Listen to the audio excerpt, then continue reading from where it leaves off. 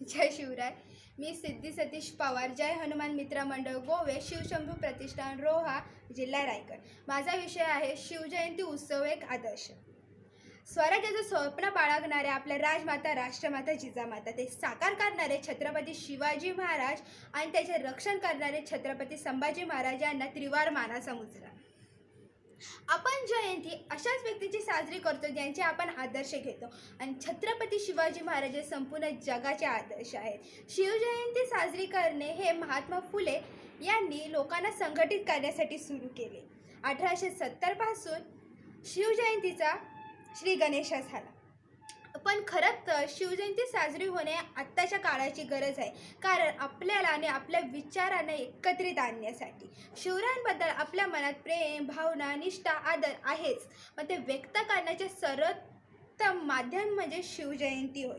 मग ते तिथीप्रमाणे असो या तारखेप्रमाणे. शिवरायांसारखे व्यक्तिमत्व या जगात ना कधी घडले ना पुन्हा कधी घडणार. आदर्श शब्दापुढे शिवरायांचे नाव लागावे म्हणजे आदर्श शब्दाचे भाग्यच म्हणावे. माझ्या शिवरायांचे वर्णन मी काय करावे. शिवराय हे परिपूर्ण होते. शिवराय रामही होते आणि कृष्णही होते.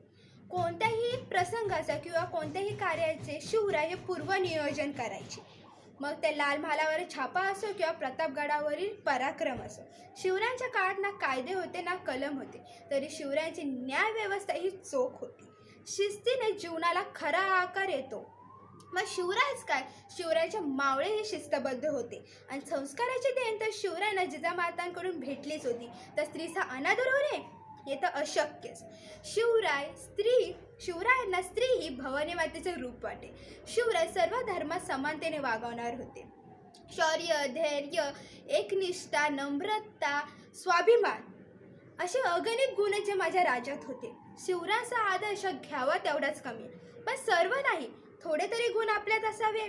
संस्कार रुजवायची सुरुवात ही बालमनापासूनच होते, कारण का बालमनावर केलेले संस्कार हे हृदयात आयुष्यभर राहतात.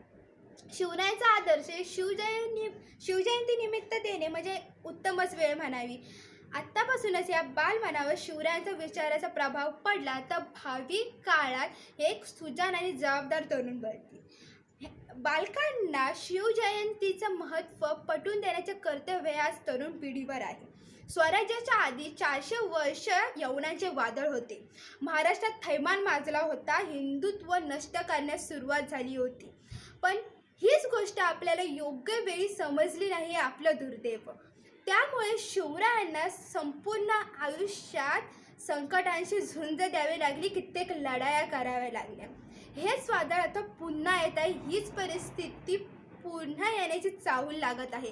तर ही परिस्थिती आपल्याला बदलायची असेल तर आजच्या सर्व तरुणांनी भगव्याखाली एकत्र झालेच पाहिजे, शिवरायाच्या विचारावर चाललेच पाहिजे. तरच आपण आपलं हिंदुत्व आणि भारतीय संस्कृती टिकून ठेवू शकतो आणि ही जतन करण्याचे मार्गदर्शन आपल्याला शिवरायांच्या आदर्शावर मिळतेच.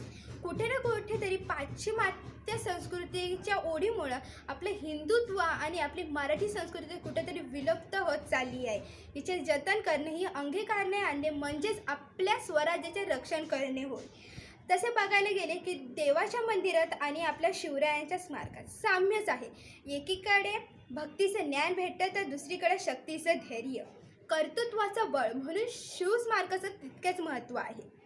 त्यामुळे जसं आपण ह्या देवाचे मंदिरं बांधतो तसे आपण शिवस्मारक पण उभारले पाहिजे. पण ते शिवस्मारक उभारून चालणार नाही, तर त्याची निगा जतनही केली पाहिजे. ही आपली जबाबदारी आहे. जसे मंदिर दिसल्यावर आपले नकळत हात जोडले जातात, तसेच शिवरायांचं स्मारक दिसतात आपण त्रिवार मानाचा मुजरा करणारच. मंदिरात जाऊन मनाला शांती भेटते तर शिवरायांसमोर उभं राहून अंगातलं रक्त सळसळतं. खरं तर त्या सळसळत्या रक्ताचीच गरज आज आपल्याला आहे, तरच आपलं हिंदुत्व आणि आपण स्वराज्य टिकवून ठेवू शकतो. सगळीकडे शिवजयंती साजरी होणं ही अत्यंत गरजेची आहे आणि ही सुरुवात आपणच आजपासून आपल्यापासूनच केली पाहिजे. ही नवीन पिढी शिवजयंती तिथीनुसार या तारखेनुसार ह्याच्यात वाद घालत बसली. ह्याच्यात वाद घालण्यापेक्षा तुम्ही हे बघा ना, प्रत्येक श्रेष्ठ व्यक्तीची जयंती ही वर्षातून एकदाच येते, पण माझ्या राजाची जयंती ही वर्षातून 2दा येते. ही तर आनंदाची बाब आहे. पण मला असं वाटतं की वर्षातून 2च वेळा का, शिवजयंती ही वर्षाच्या 365 दिवसही साजरी झाली पाहिजे. 365 दिवसही साजरी झाली पाहिजे. 36 हत्तींचं बळ. त्रस्त मुघलांना करणारे. परत न फिरणारे. तिन्ही जगात जाणारे. शिस्तप्रिय. वाणिज्य तेज. जिजाऊंचा पुत्र. महाराज.